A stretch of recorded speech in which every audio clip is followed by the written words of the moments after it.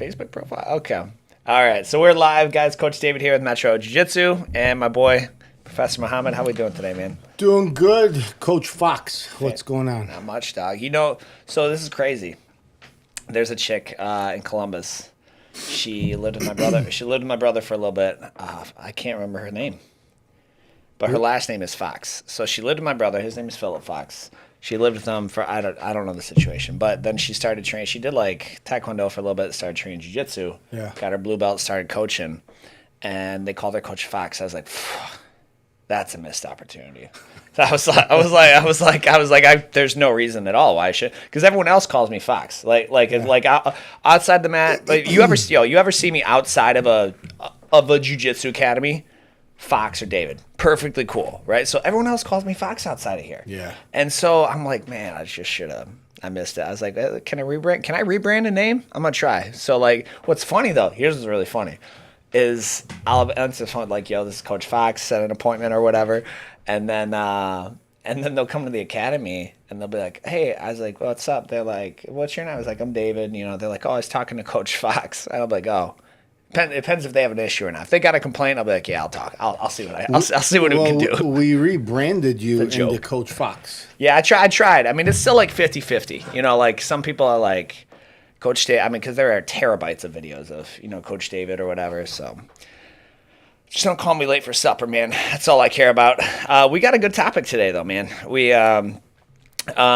So we've, you know, a lot of people know that they call jiu-jitsu a cult. You know, there's a lot of tradition to it, and I think people come into jiu-jitsu. It's like a whole brand new, it's a whole new ecosystem that you're getting into. So you've got, you know, there's belts and there's ranks and there's even titles, right? Like so, yeah. You got coach, you've got sensei, you have sensei, you have master. Dude, have you seen the cut scene from Cobra Kai? I've watched all of them. It's a cut scene from Cobra Kai where whoever the blonde dude is, he's like walking past a jiu-jitsu academy. Johnny? I don't know. The villain in the first one. Johnny. Okay. All right. So they walk past and he's like, is this guy giving you problem, master? And the student was black and the coach was white. And then he's like, yeah, well, at least in my school, we don't let people call us master, you know, because he's sensei. And then he's like, you did good, master. And he just looks at the black student. He's like, coach is fine. they cut it out. That reminds me of the ad that we created that didn't make it to.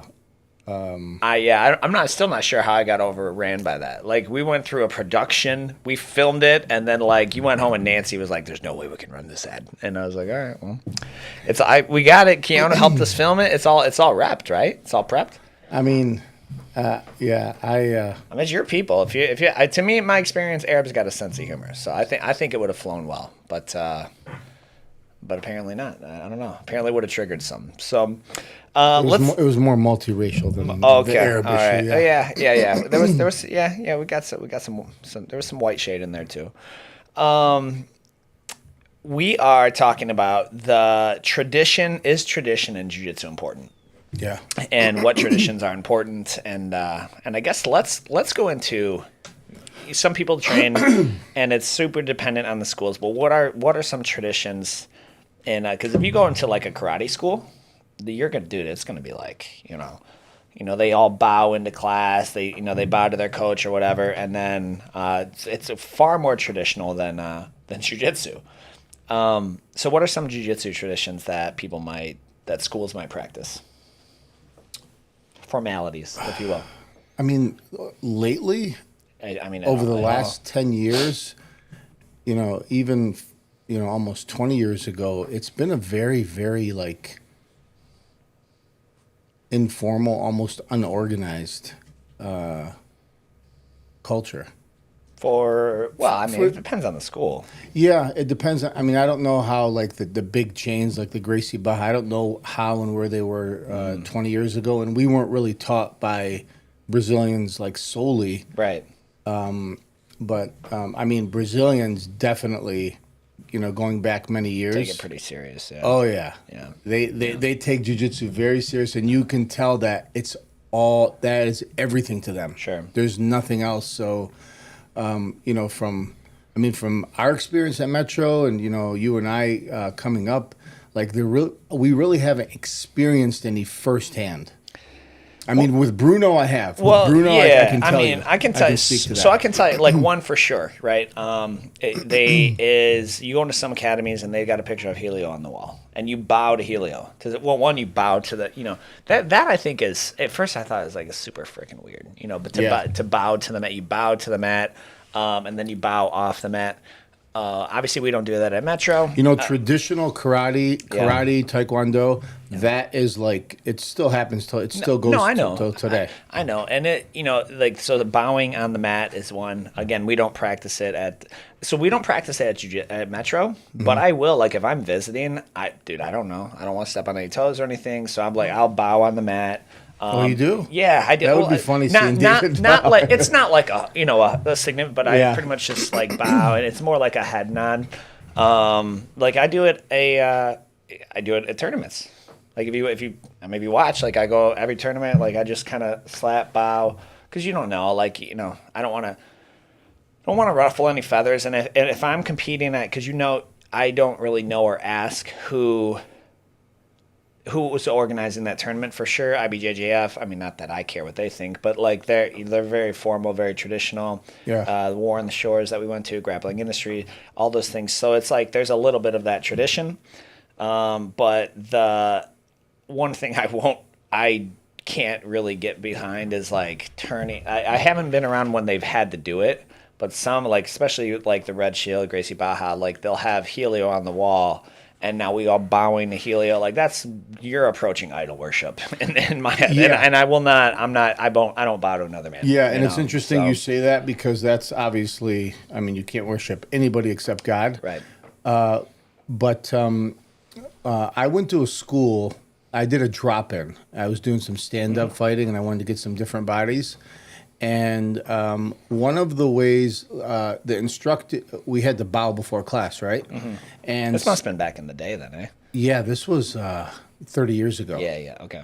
So the person did not put their hands on their side; they put it on their front thigh, and they went like this. Okay. So that's a clear sign of like bowing to or worshiping something or somebody, or So the instructor and I looked at that guy and I'm like, that's a little bit off.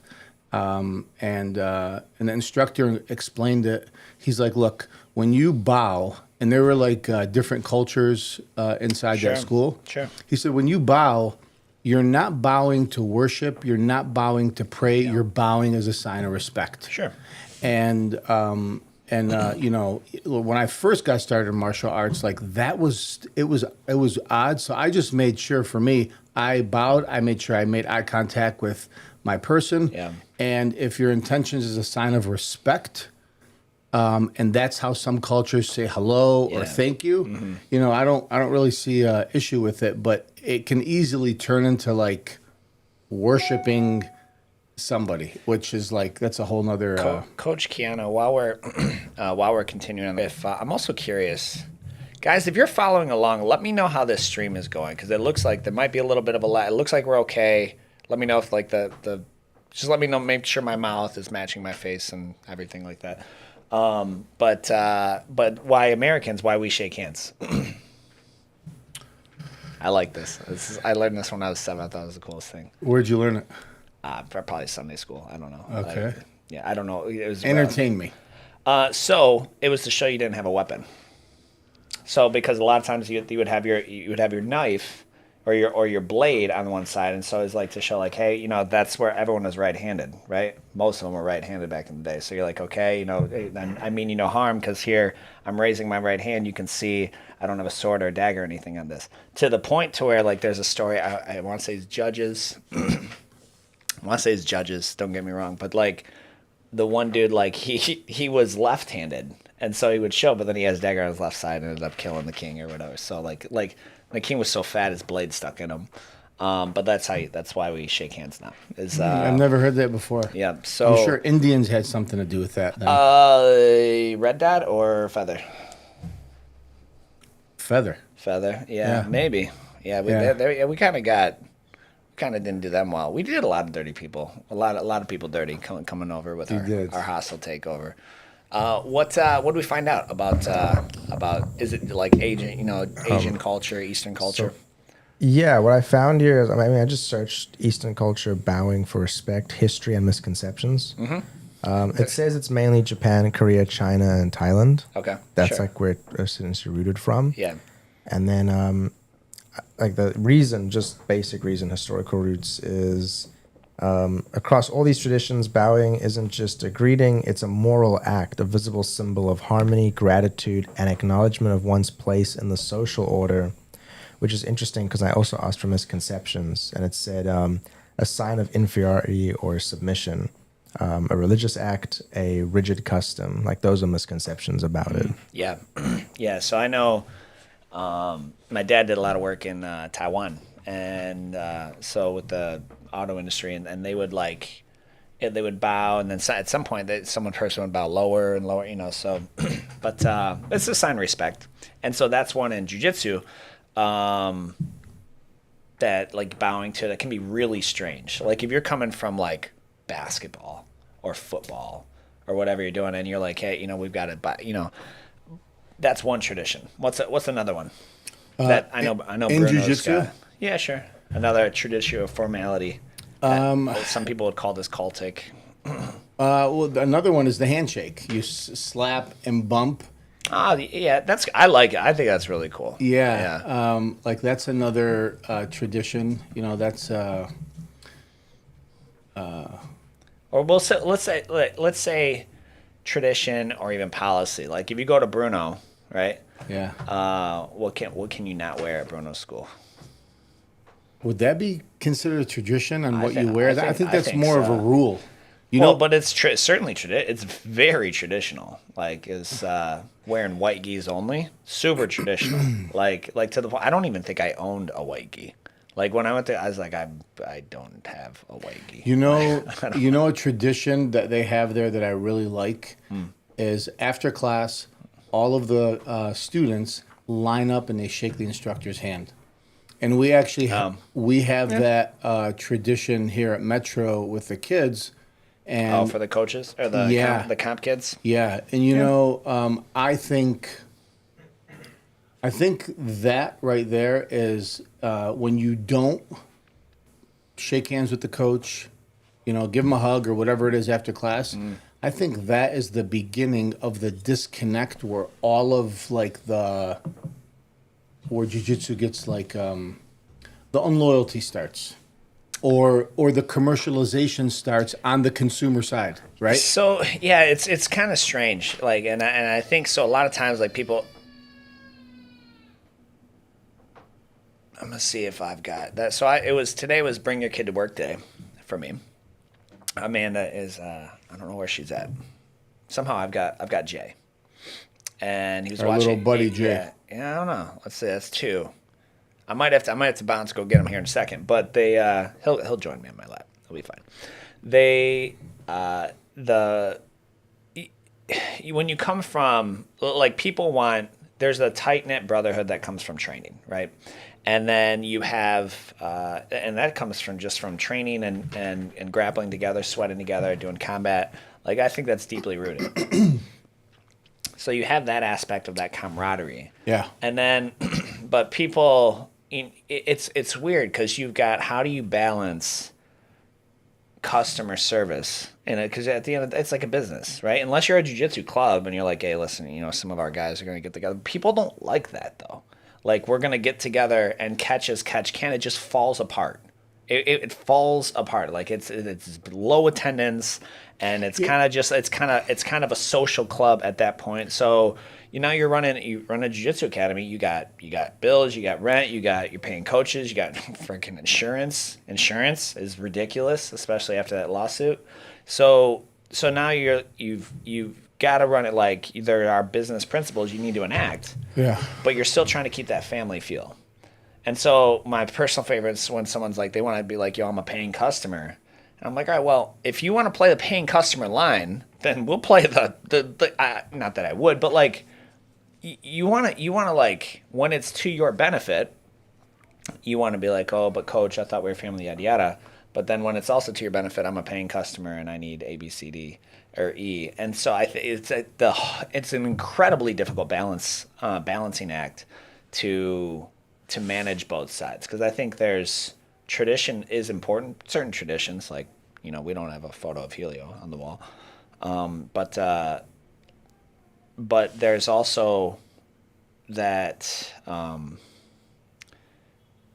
keeping it relevant to the culture, to the culture of where, and I'll even say where you're at.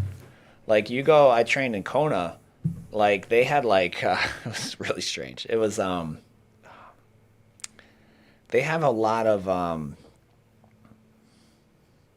Polynesian influence in Hawaii. Had like I can't names that of islands I can't even remember.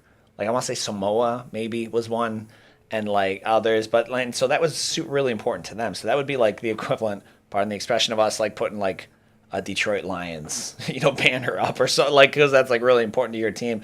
So I think they're important, but like it can be off-putting to people a little bit. They're like, well, why do I have to bow here? Oh, they only allow white gis. We don't, but certain schools do. And I'll be honest, you show me a picture of a team in mixed match gis, and show me a picture of a team in all white gis. That all white gis, that's stud status. Like, those photos look great, but people like expression. We have a uniform policy, we have a Metro uniform policy at the gym. You got to wear a Metro rash guard, right? Now people have, they found a loophole to it. They're getting like they found a way to get the Metro branding on stuff they buy offline. I don't care, dude. But the team looks the same. You remember at another school we were at, and you put your own logo on there, and then you put your own logo or you made your own patch, and someone's like, dude, you can't do that. That's like copyright infringement or something. So it was, yeah. So that was, yeah, man. That was Blanky got furious. Blanky got upset. Yeah, because it was, so they had that's a revenue source, because you had to pay for patches. So I'm knowing Blanky, it wasn't about the money, man. It was just like, but Hebera was very traditional, right? Yeah. So Hebera was a very traditional school, and they just had these ugly patches. Like, the ugly patches are still, I haven't seen a patch that I'm like, I haven't seen a patch where I'm like, that's my phone, don't worry. I haven't seen a patch where I'm like, yo, that looks great. Like, patches look awful. So that's why all of our gis are embroidered. We work with Alan Kropp's mom she works with the Red Wings, Detroit Lions, and Allen Park. Like, they do, I can't remember the name of the company. They do all of our custom embroidery. You don't have to buy your gis from us. Go buy a freaking Hawk gi off Amazon. Just get it embroidered. I don't care, right? So I got the Hebera logo, the 6-blade. But, well, it was before 6-blade existed. It was when the brothers were still together. They didn't split. And I just went and got it embroidered. Dude, he was like, he's like, you can't do that. It's copyright infringement to what you're saying. And was that what he said? Yeah. Okay. He's like, which is not true, actually. So, because that falls on, I mean, who cares, right? Like, me and Blake, we're tight with Blanket, but like, I can put any logo I want on any of my clothes. That falls under the fair use of the copyright. What I can't do is then sell gis with that. Mm. So I was like, I could go put a Marvel Iron Man logo on my gi right now. Well, that was around the time when Salo was really trying to grow his organization and his affiliation. That was the time when they were like, I think Chris Blanky out of Badger Jiu-Jitsu, right? Badger style Jiu-Jitsu in Toledo. Yeah, that was the time when he was like I had in charge of the organization and growing it with affiliates. At that time, Salo had just finished his run. What is he? 7-time world champion. Dude, yeah, and he was Sanchi might have surpassed him, actually. Yeah, and Salo had he was just mean. He was like a pit bull. He was just Dude, a mean competitor. Salo is an animal. Yeah, and you know what? Is an animal. When I was coming up as a white belt, I really gravitated to that because he had a style that was like, it's like pulling the trigger. it's like shooting a gun, pulling the trigger. It was like attack. It's not. He was younger, obviously, and he was like one of the pioneers in jiu-jitsu. And Salo, like he just came out and just tried to like murder his opponent. And as a competitor, Yeah. that's one of the things that I gravitated to at the time. You know he's a judge in Brazil. Judge, like As you go to court type judge. Like Oh. judge and gavel. Like, yeah. And now what a judge in Brazil looks like, I don't know. But like he's literally back in Brazil, I think, as a judge. Like, or like, because he was a judge prior, then so which is that's kind of crazy. Like Yeah. that's kind of crazy. But he is, yeah. He You might have had- look at old Habero. I'm gonna pull some up on it in the meantime. Look at old Habero footage, and like that is jujitsu, dude. I remember that like that is violent jujitsu. yeah. And his The stuff, mats were thinner. his stuff was just like we mount, we choke. That was their thing. Like we mount, we choke, and it was just so ABC fundamental, but performed with precision. And so commitment. Yeah, and they were very very much like I remember one time we were at Blanky again. Like he came up to Dearborn, and dude, he like it was for a seminar or something, a promotions, and like half the team didn't have patches, and so he literally starts. I don't even know how he did it. He found a printer. He starts handing out. He's like literally going around the room. Hey, here's a copy of our bylaws, by the way. Hey, here's a copy of our bylaws, by the way. Hey, here's a copy. Students? To add like everyone in the gym without a patch. And Danny, Danny, he's not going to respond to that well. He's like, I'll handle it, okay? It's like he was so pissed. Was this at Oakwood? It was at their new spot. In Michigan, right off Michigan Avenue, dude. He was so pissed, and I'm just thinking. I remember thinking like, dude, that's kind of petty. Like just talk to Danny and be like, hey, dude, you got to get patches on these guys or whatever. But I could see where people.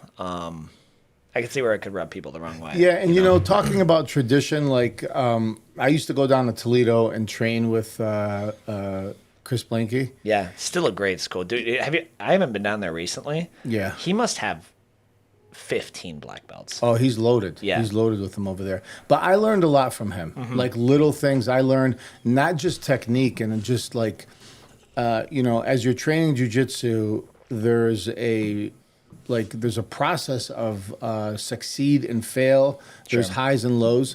And I definitely learned a lot from Chris Blanky on just how to what's really happening in that journey of jiu-jitsu. And he was he is a real martial artist. I mean, he's done.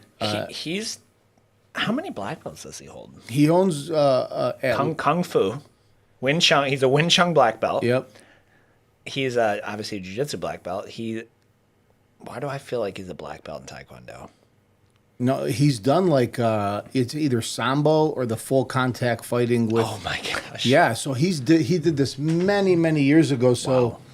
As far as tradition, Chris Blanky is he's an old school. He's an old school coach, and he kind of reminds me of Alvarez, because Alvarez's culture and tradition is very simple. You come to me with a problem, you come to me for a reason to train, and I'm going to hold you accountable. And his culture / tradition is look, you say you want something, so let's get to work. And if he sees you not working, slack and being lazy, Alvarez doesn't even factor in that you're a paying customer. Not at all. No. Not at all. No. And I think that's a tradition that is lost today. We baby our students way too much. You and I have gotten in fights over this, because I'm like, you reached out to. I didn't come to your house. I didn't come begging you to join the team. Yeah. None of that happened. right? At some point, you found us at some point in the funnel, and you filled out a form on our website. You called us up. You came to me, and you said this is what you wanted, both for your kid or the adult. This is what you said that you wanted. And then when things got, you started school, or you got a new job, or you got a girlfriend, or you got married, your goals didn't change. You compromised on your goals. Yeah. And if you were my son or my brother, I would call you out way harder than I actually do. Right. But because I'm, if you don't want to Coach David's going to be a butthole, right? Like, oh, he, told me off. Like, sometimes I will. Sometimes I will. But like, and if you go on Alvarez's reviews, all of his 1-star reviews are for holding people accountable. Like, if you watch them, like read them, and you can tell, like, dude, this chick is just a miserable wench. Like I don't want her anywhere near me or my family. Like, or this dude is like, he's a real loser. Yeah. Because they wanted. I don't know what you expect. To me, that is a true coach of like, hey, coach, I want to lose weight. I definitely want to learn self-defense. And then when 2-3 weeks go by and I don't show up to class, and you've got a picture of me in a milk carton on the Facebook group, and you're like, yo, guys, where's this at? Last I saw him, he was out eating pizza and drinking beer. Like I would respond very well to that. I'm like, he's right, man. He's really right. Yeah. But see, here's the thing, and this is why you and I sometimes we clash on this a little bit. Sure. A lot of people don't, and unfortunately, that's a loser mentality. Sorry, I'm sorry. It is. You deserve the results you get then. I shouldn't have to want it more than you. Why should I want to, you're coming to me. How does it make sense that I want success more than you do? I want to lose weight, coach. Eat right and go train.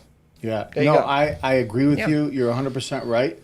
But when somebody is I'll just say that some people just need more hand holding. Yeah. Yeah. Yeah. Some people need more hand holding, and it's unfortunate, but that portion of the tradition of martial arts, I believe, is lost. Where there's no such thing as hand holding, and there's a time and a place for it, but I just think that so many more people need hand holding. Because everybody's holding their hand. Everything they do in life is made easier. Everything. We're talking about ChatGPT before. Everything is made easier, and anytime you go through a struggle or things get hard, there's an easier way to do it, and there is no easy way in jiu-jitsu. There's no easy way to learn and train. The path is very, very. It's on gravel. It's bumpy. Yeah. We got a couple questions here. Yeah. On pre-built questions, and probably none in the chat. He would have flagged me down. Where are you seeing them? Because there's nothing on. No, Facebook. I'm saying questions like that we wrote ahead of time. None in the chat as well. Are big franchised gyms good or bad for jiu-jitsu? Big franchise gyms? Yeah. So I can't really think of a franchise. I mean, I can if you're thinking of What are we doing? I'm taking a picture. What are we doing? I think somebody wants to see a picture. He's taking a selfie. This is a live. We just took a live selfie. All right. And it's in a square, so I cropped us off. Every time I see a selfie, I think of that one. Was it the Emmys or the Oscars with that whole crew? How 80% of the celebrities are canceled. Yeah. So, do franchise gyms? Are they good or bad for jiu-jitsu culture? While you answer that, I'm going to make sure my son's alive.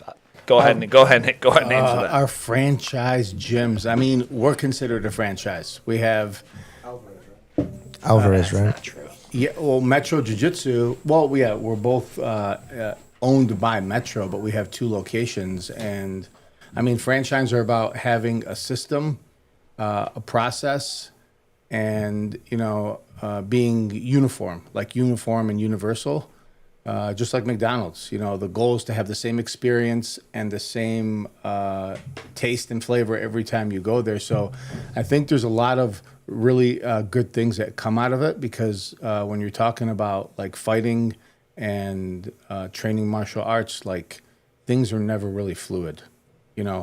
emotions change the way people act and react. They change the way people, parents act and react.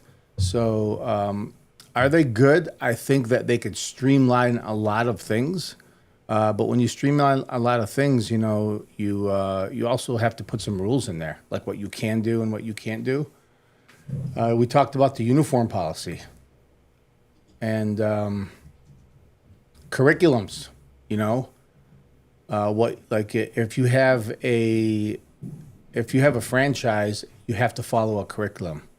I mean, I know that some of these franchises give you like guidelines to follow, or they give you certain techniques or whatever to go to. But jiu-jitsu is so like, you have to be so flexible and fluid in one position, like De La Hiva, could lead to like multiple different guards, multiple different sweeps, multiple different attacks.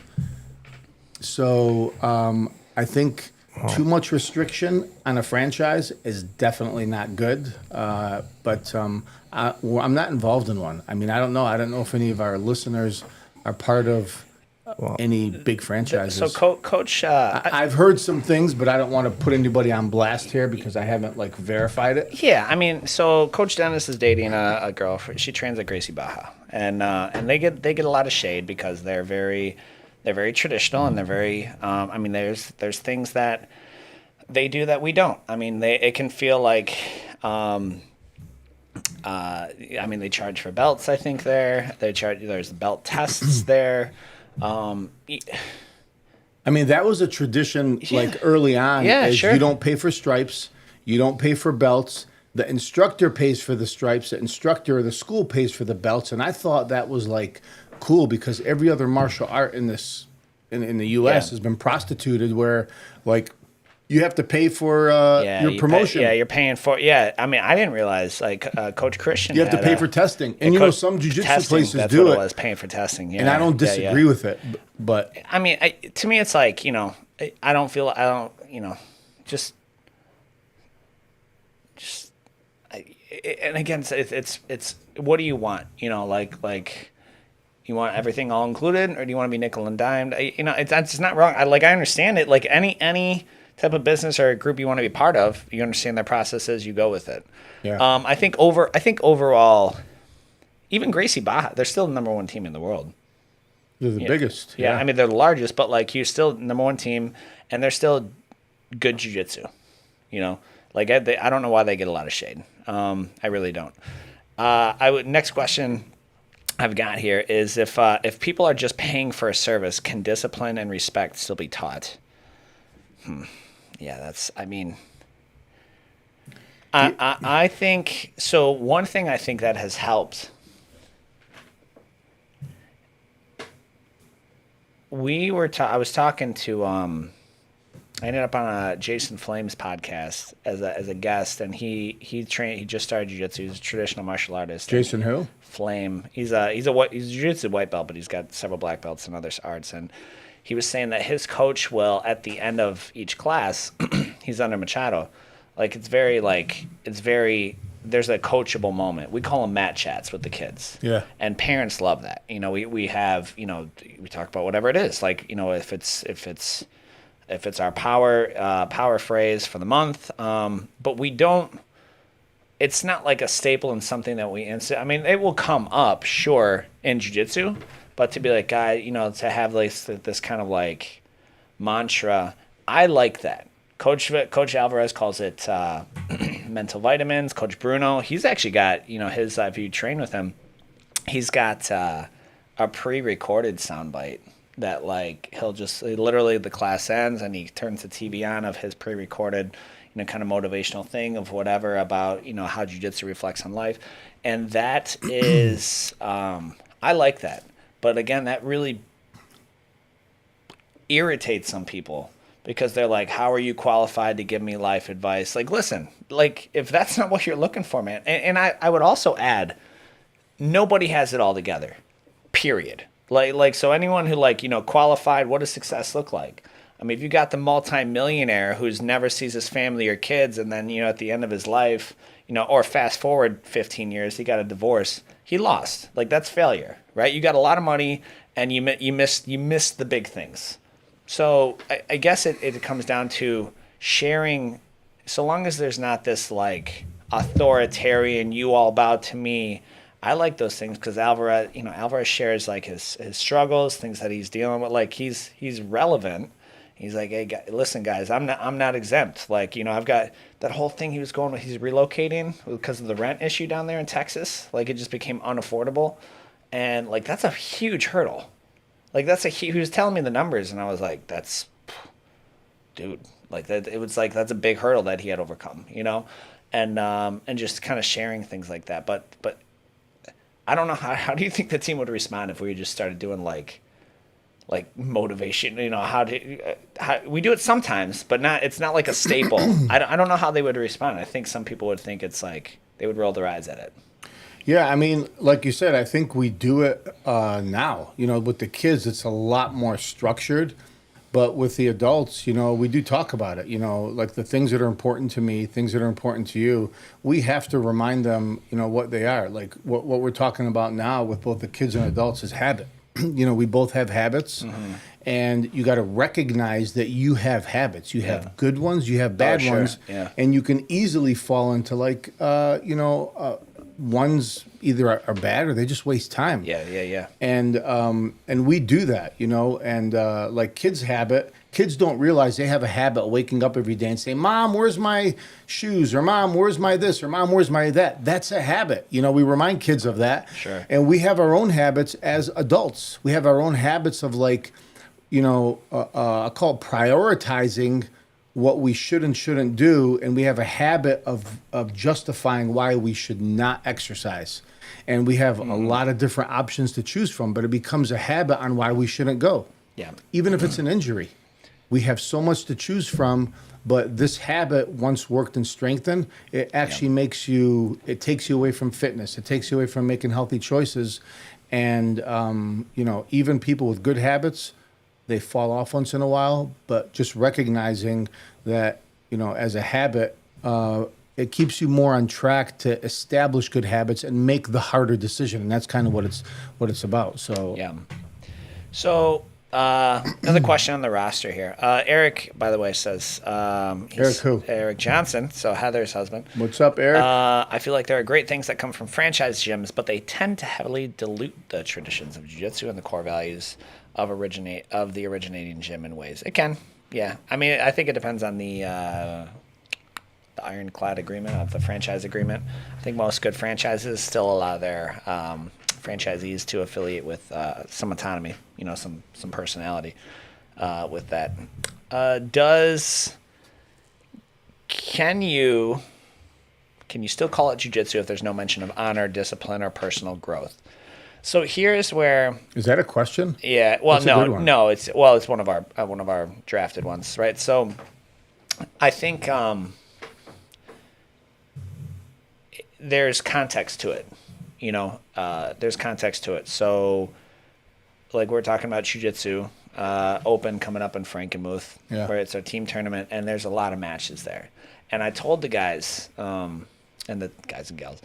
I told the team, I said, hey, so you're going to get a lot of matches, and you can sign up for both, and you get like 6, 7, 8 matches, whatever.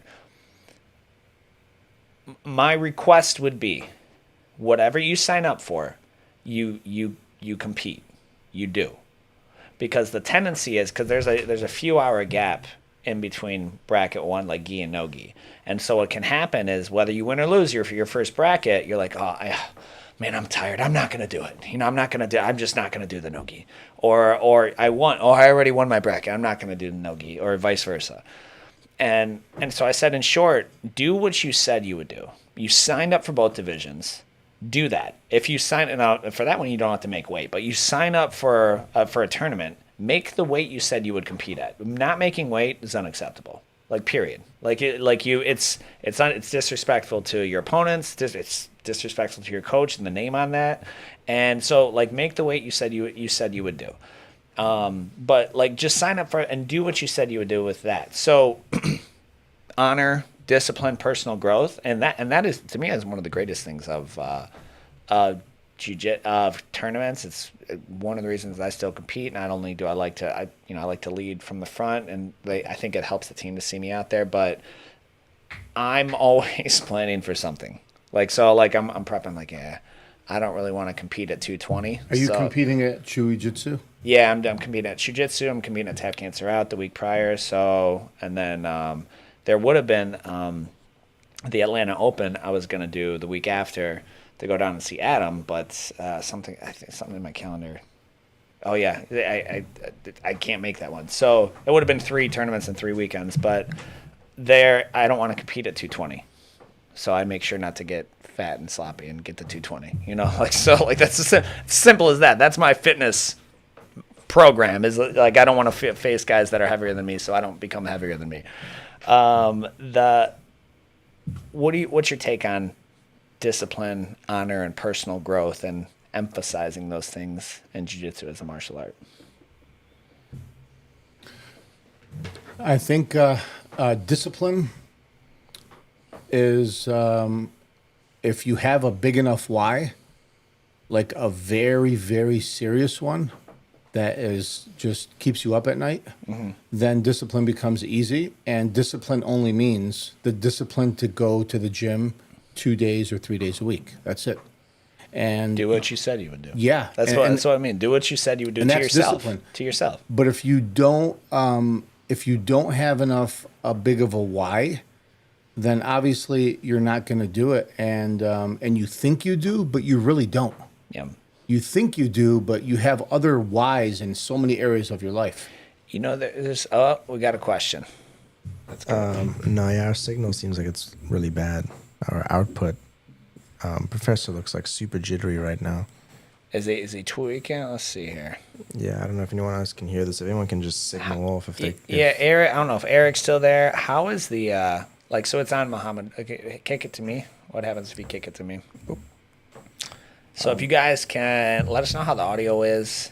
Yeah, I can listen to it, but I have to... Yeah, you'd have to, let in the comments, you guys. So if you guys can... So audio is good, but there is a delay. The image is like delaying. So the mouth is not syncing up with the... Yeah, because that sounded like a bit of an echo. Well, that's not... Audio is good, but that's not good. A bit of a delay. But yeah.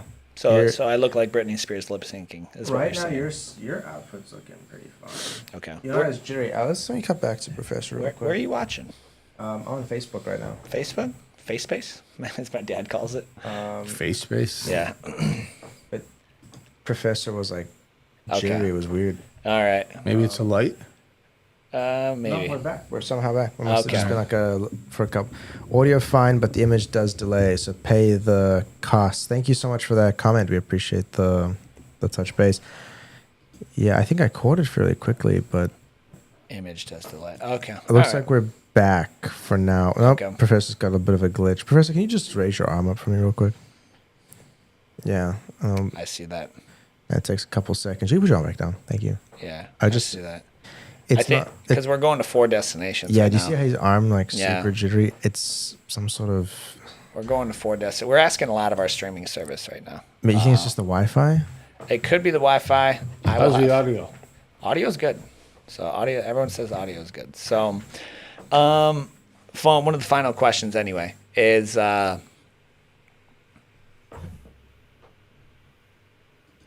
Does every gym need a lineage? Does lineage still matter? That's a great question. Lineage? Lineage. Desyncing real. Yeah, of course. I don't think it does. Hell yeah, it does. I don't think it does. I mean, I think it matters, like, if it's a true jiu-jitsu black belt, but I don't who cares? Like, who cares? Bro, lineage is a story of how you got here. Like, your story... Your instructor story, like, I think lineage is very, very important. Well, I guess it matters to the individual. You mean like your lineage matters to you? Yeah, my lineage, yeah. Yeah, but I think like if you're gonna tell, like, I would not. There was someone was saying like, you ready for? I was thinking about this. Someone's commented something. They're like, You're not going to get us like, shadow at this ban. point, this is important. This is important. Coach Alvarez is a multiple-time world champion. Multiple-time world champion. And great competitors do not by default make great coaches. True. I can show you world champions who have rape charges against them. So possibly convictions. So like when someone's like, well, you can, like we have no world champions, black belt coaches at Metro at the moment. Okay. An adult world champion really means, in my opinion, adult, right? So we could now go to masters. But the question is, how is your coaching ability? And I can speak from learning from Sal. Salo's got great principles and fundamentals, but he's a natural stud of an athlete. I think learning from someone who had to, like, the ability to break it down into simple terms and principles to where the average Joe can understand, like, that is a completely different skill set. The ability to perform said task and the ability to communicate how to perform said task, two very different skill sets. Yeah. I'll even ask, I mean, are you up on football? You know-ish? They lost their first game, so I haven't really watched them. Is there, who is the best, who's arguably one of the best football coaches right now? Right now, it's definitely not a Lions coach. Okay. I like you. I like him, but Okay, well, whoever. Like, I don't know. Pick one. Okay, let's pick the Lions coach. Because Gamble? Yeah. Campbell? Dave Gamble. Dave Campbell. Okay. Did he play football? I think he did. Yes. Did Was he a like pro an MVP? Like he no, has no. was he has several Super Bowls under his belt? I don't think so. Oh, he's trash then. Yeah, we don't need him. He's trash. That's the argument. Yeah. That's the argument. How about what about a basketball coach? Who coaches LeBron James' team? Does LeBron still play? I don't know. Yeah. Who's the Lakers coach or whoever he plays for? Take Phil Jackson. He was a basketball player, but he wasn't like an MVP All-Star. Who's he coach? Is he a coach? Phil Jackson? He was, yeah. Okay. The Michael Jordan coached only for a year. Okay. How'd his team do? That's actually a good. Yeah, his standard is way too high for everybody. He Yeah. didn't do Okay. good. So, but that's the point, right? And so I think lineage, like to the concept that because there's a myth or misconception that the closer you are to original Gracie's, the purer and better your jiu-jitsu. That's just it's not true. It's not true anymore. Yeah. Yeah, and I understand lineage is important because you don't want like some fake black belt. Like I think that's authenticity. But like where you got your black belt from, dude, there are so many black belts now. Back when it first started, it was important, and the Gracie's ensured it was important because it was a branding thing. Gracie is a brand name, and so like that's very important. But I will I know some. I'd say this to him. I know some Hoist Gracie brown belts that would get dusted by our blue belts. Like they would give him a very hard time. What's that saying? And Hoist is the man. Like Hoist is obviously. Well, am I going to argue about Hoist? Like he's the man. But so I don't think it means much. I think it means something to the individual, but to the quality of jiu-jitsu, it doesn't mean much. I mean, we've never really argued that point. World champions or the best competitors don't make good coaches because they're probably going to be coaching people assuming he's just like me. Yeah. He wants to work his butt off and he's going to do anything and everything that's necessary and possible and sacrifice everything to and make this a 100% priority over all other activities and responsibilities to win or to go to that next level. Yeah. And that's, you can't talk to everybody the same way you talk to yourself as a competitor. As I think the original core tradition of martial arts was like preparing for war, preparing for battle. Sure. That's where it started from. Of course. Martial, right? Military. Yeah. Right? Of course. And not everybody wants that. Some people just want to feel better, lose some weight. And there's so many different levels and on the scale of how much am I willing to give? How much am I willing to come? Yeah. Yeah. I think Well, I think understanding who you're coaching too matters. Like I personally, I love coaching fundamentals. I really like coaching fundamentals, like because it is one, my jujitsu is fundamental jujitsu, number one, and then but two, those guys like it's all fresh and novel, and you can the first year of jujitsu, it's like someone's like a newborn infant. Yeah. Like you can really make or break their experience and their whole taste for jujitsu. That's when injury rates are the highest. That's when they were their idea or concept of grappling is fresh. So I think that matters. We're gonna add. It sounds like our audio and video got better. We are going to 4 different destinations here, so we're asking a lot of our bandwidth at the moment. That could be part of it.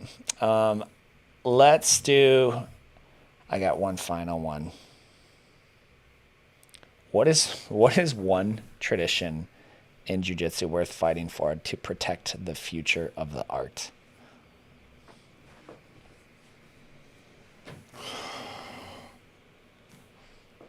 Well, you couldn't really say the belt system because everybody is different on how they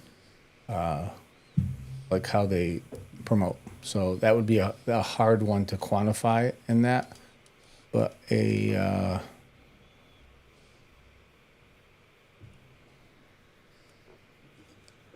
I would say competition. So, Joe,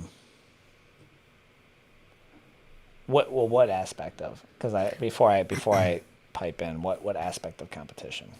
So 'Cause that's never going away. Like that will never go away. yeah, and when I say what's one aspect of tradition that we should never go away, and it's competition, and it doesn't mean you should be a competitor, but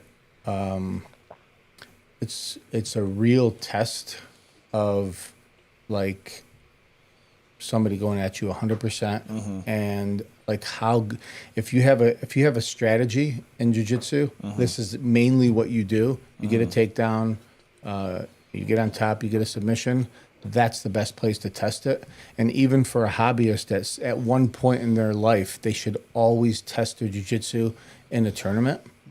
I think so. Yeah, and I think that's one thing that shouldn't go away because the origins of jiu-jitsu, where it's the best fighting system, we are the best. It's got a violent background. Yeah, so they were being tested as a means of like daily and weekly. Like that was how jiu-jitsu came up.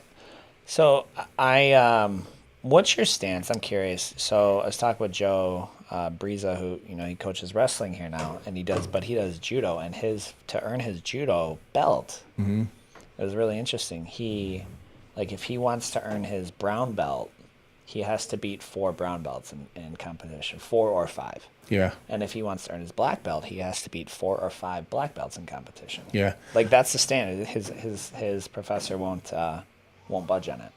Yeah, I think it's solid. Now the question begs where the first black belt come from, but we're past those days, right? Yeah. Like so. That's a good question. Yeah, so right. So you keep going back, like but I think that's Call solid. him a master if you keep going back. Yeah, right. I think that's solid. That's a pretty good litmus test, right? I love that, and he was telling me about that the other day. Yeah. And there's like he had to compete against somebody else, and like he was telling me the match that he lost, one of the matches that he lost. By the way, it was somebody. How old is Joe? Like 45. Okay, he lost to somebody that was like around 30 or 30 or something like that. Sure. So, like right there, it's not an even test. Right. But anyway.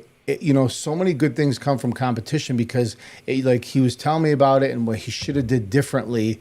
And he's like, he set me up and he learned something that he will never, ever forget. And that one of the beautiful things that come from competition is you learn something that you will never forget. Yeah. And you can equate one competition to like months and months and months of training. Like it's amazing. The sting, the pain of the loss sticks with you longer. Yeah. And so, it's like being in a car accident and you can remember it in slow motion. Yeah. Yeah. So we should adapt. I mean, how many people would we lose if we adapted that overnight right now? Like, you need to beat 5 blue belts in competition before you can get your blue belt. So don't talk to me about it. How many people would we lose? Dozens is the answer. Dozens. With certainty. With certainty. Yeah, that's a tough one because Because some people, they just won't compete, number one. They just won't compete. yeah, but the way, like, again, you're not talking about a fight. You're not talking about it's a competition, and depending on the competition, if you've only been training 1 year or 2 years, if you came in with like 5 years of like wrestling, like immediately, if you're you have to expect to be on your back. If you come in with zero wrestling and then you pull guard, and you're zero wrestling and you plan to get a takedown and all you work is passing. What if you did that? Like, I know this is open chat, open forum right now, but like if you were like, hey, we've got our own subjective, like we'll evaluate you, but if you want to skip the short line, get 10 gold, win 10 absolute gold medals at tournaments, and we'll give you your blue belt. Or 8 or 7, like, so you win at what? Not absolute, like open weight, so but unreasonable sometimes. It's not unreasonable, but it's it's so not unreasonable. But because it's like the amount of like You're saying if I did that, you wouldn't give me my belt? You know what? No, you definitely would get it. But like, he is there we like, go, right? So the goal is smart. What if your instructor told you that at white belt? Then I at least knew the goal, right? I at least knew the goal. That would turn you off so bad. Yeah. That would scare people. Because like, if I haven't quit jiu-jitsu by now, like I wasn't going to quit. We're not talking about now. We're talking about David, like 2 years in, you got to win 10 gold medals. Just the thought of that is like crazy. No. It seems unreachable. Because to me, like, it was so much more, like, it's objective. I had no idea what coach was looking for my blue belt. I have no idea what he was looking for my purple. No idea what he was looking for my brown. None. Like, none. Still don't know why I got him. Like, I just know I was blue belt for 5 years, and I think he's like, well, we should probably get this guy a belt, right? Like, and I was purple belt for 5 years. Yeah, we should probably get this guy a belt. Like, and I think the only reason I got my brown is because we were like opened. Like, I think that's a big portion of it. He's like, yeah, we can't have an affiliate as a purple belt. So like, let's get this dude's brown. I was purple belt for 5 years, but like, I still don't really know why. Shout out to Keanu. He's a beast. Do you know a Jose Mania? Keanu?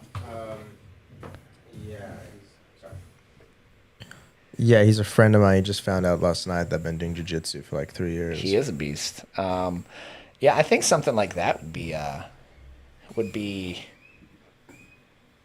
Dude, we should do that. I think that'd be like pretty straightforward. Like you win 5 gold medals at local tournaments. Listen, I would. There you go. I would support that if anybody wants to take that route. Yeah. Yes, I would support it. Yeah. But if you don't want to take that route and you want to do a traditional route, there's got to be an alternative, right? Yeah.